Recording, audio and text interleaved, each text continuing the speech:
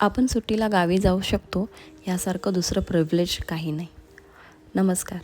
आजचा हा जो व्हिडिओ आहे तो आमच्या गावचा आहे. आमचं हे छोटंसं गाव कोल्हापूर जिल्ह्यापासून 90 किलोमीटर अंतरावरती आजरा तालुक्यामध्ये आहे. गावाचं नाव पेद्रेवाडी आहे. खूप कमी लोकसंख्या असणारं हे गाव खूप समृद्ध आहे. इथे प्रत्येकाची शेती आहे. शेतामध्ये ऊस, भात ही पिकं तर पिकतातच. सोबतच प्रत्येकाने आपल्या शेतामध्ये काजू लावला आहे. इथे आजोबा वडिलांनी लावलेली काजूची झाडं. ही जी शेती दिसत आहे तुम्हाला ती मलबरची आहे. मलबर म्हणजेच तत्तूचे झाड. रेशीम उद्योगासाठी मलबरची पानं खूप महत्त्वाची असतात. हीच पानं रेशीम किड्याचं मुख्य अन्न असतं. मलबरची अगदी व्यवस्थित लावलेली झाडं खूप सुंदर दिसतात ना, पण यामागे खूप कष्ट आहेत हां. आणि हे कष्ट आमचे दादा वहिनी रोज करतात. अगदी आपल्या मुलांप्रमाणे या झाडांची काळजी घेतात.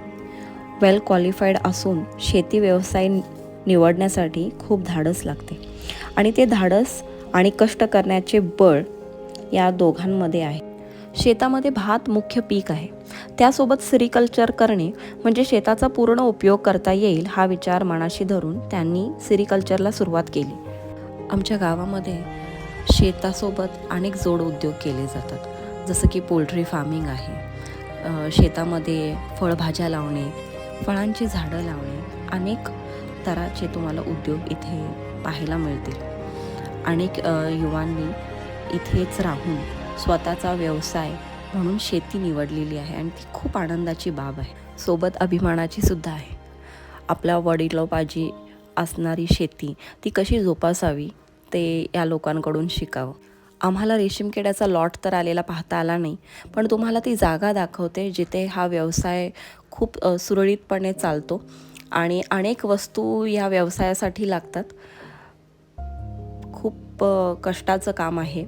सोबतच दादा वहिनी यांनी कोंबडी पालनसुद्धा केलेलं आहे.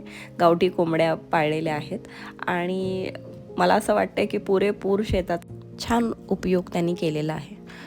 शेतासाठी बोरसुद्धा मारलेला आहे. त्यामुळे झाडं फार सुंदर फुलतात आणि आता तर काजूचा सीझन चालू झाला आहे.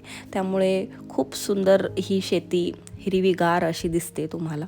आणि मला असं वाटतं आहे की आपण बऱ्याच टुरिस्ट ठिकाणी जातो, पण आपल्याच शेतामध्ये येऊन इतका आनंद मला झाला होता ही हिरवीगर्द झाडी पाहून. तुम्हीसुद्धा जर कोल्हापूर भागात याल तर अनेक इथं टुरिस्ट प्लेस तर आहेच, पण कोणाची शेती पाहायला मिळाली तुम्हाला तर तुम्ही आवर्जून जा, कारण तिथले लोकांचे कष्ट तुम्हाला त्या शेतात दिसतील. या व्हिडिओमध्ये तरी पॉसिबल झालं नाही मला पूर्ण सेरिकल्चर कॅप्चर करायला, पण मी नक्की ट्राय करेन की जेव्हा हा सेरिकल्चरचा लॉट सुरू होईल आणि तो पूर्ण व्हिडिओ कॅप्चर करण्याचा प्रयत्न करेन आणि आपल्या येणाऱ्या पार्ट्समध्ये तुम्हाला तो नक्की दाखवेन. थँक्यू.